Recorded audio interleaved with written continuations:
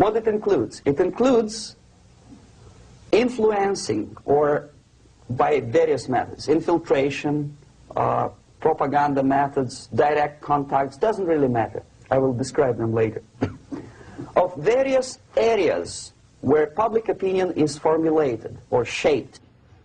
Religion, educational system, social life, administration, law enforcement system, military, of course, and labor and employer relations, economy. Okay? 5 areas. I will not write them down because we will not have enough space. Sometimes when I describe all the methods, students ask me question, are you sure this is the result of the Soviet influence? Not necessarily. You see, the tactic of subversion, about which I'm talking, is similar to the martial art, the Japanese martial art. If some of you are familiar with that tactic, probably you will remember that if an enemy is bigger and heavier than yourself, it would be very painful to resist his direct strike. If a heavier person wants to strike me in the face, it would be very naive and counterproductive to stop his blow. The Chinese and Japanese judo art tells us what to do. First to avoid the strike, then to grab the fist and continue his movement in the direction where it was before, right? Until the enemy crashes in the wall. You see? So, what happens here? The target country obviously does something wrong. If it's a free democratic society, there are many different movements within the society. There obviously, in every society, there are people who are against this society. They may be simple criminals, ideologically in disagreement with the state policy, conscientious enemies, simply psychotic personalities who are against anything, right? And finally, there are a small group of agents of a foreign nation, bought, subverted, recruited, right? The moment all these movements will be directed in one direction, right? This is the time to catch that movement and to continue it until the movement forces the whole society into collapse, into crisis, right? So that's exactly the martial art tactic. We don't stop an enemy. We let him go. We help him to go in the direction we want them to go. Okay? So, on the stage of demoralization, obviously there are tendencies in each society, in each country, which are going to opposite direction from the basic moral values and principles. To take advantage of these movements, to capitalize on them, is the main purpose of the originator of subversion. So we have religion, we have education, we have social life, we have power structure, we have labor relations, unions, and finally we have law and order. 1, 2, 3, 4, 5, 6. Okay? These are the areas of application of subversion. What it means exactly? In case of religion, destroy it, ridicule it, replace it with various sects, cults, which bring people's attention, faith, whether it is naive, primitive, doesn't really matter.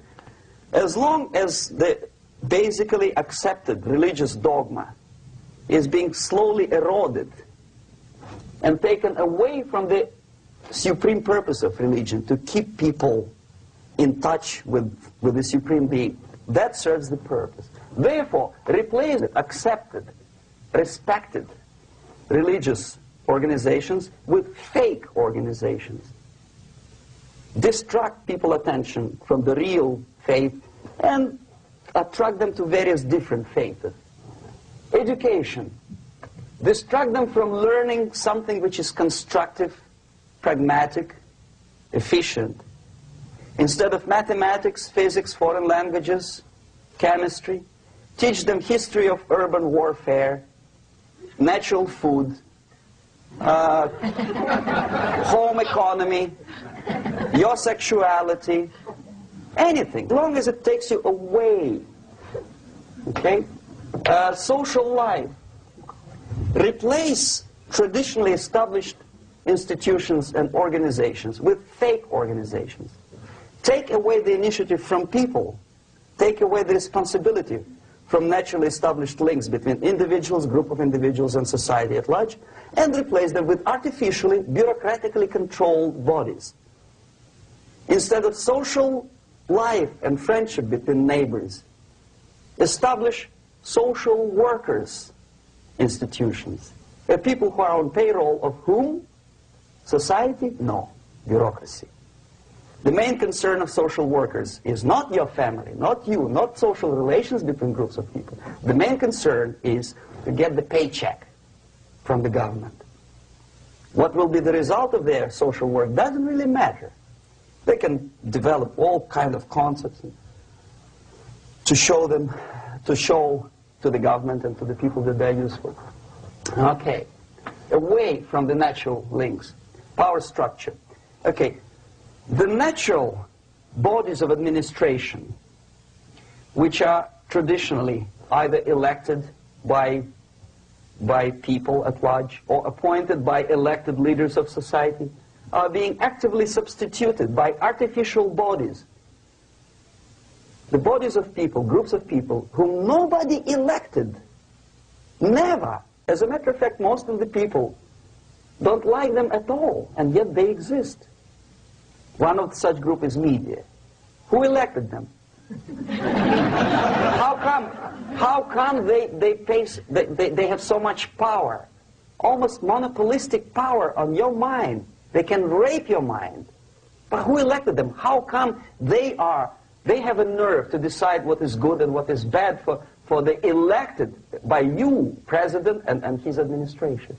Well, their power structure slowly is eroded by the bodies and groups of people who do not have neither qualification nor the will of people to keep them in power, and yet they do have power.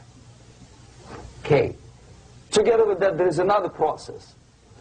Law enforcement, law and order organization and structure is being eroded. For the last 20, 25 years, if you see old movies and new movies, you can see that in new movies, a policeman, an officer of the United States Army looks dumb, angry, psychotic, paranoid. A criminal looks nice, kind of, well, he smokes hash and shoots the whatever drug, but basically he's a nice human being. He's creative. And he's unproductive only because society oppresses him. Whereby a general of Pentagon is always, by definition, a dumb, a war maniac. A policeman is a pig, rude policeman. He abuses his power. No? A generality, generalization like that. The hatred, the mistrust to the people who are supposed to protect you and enforce law. Most of the people who graduated in the 60s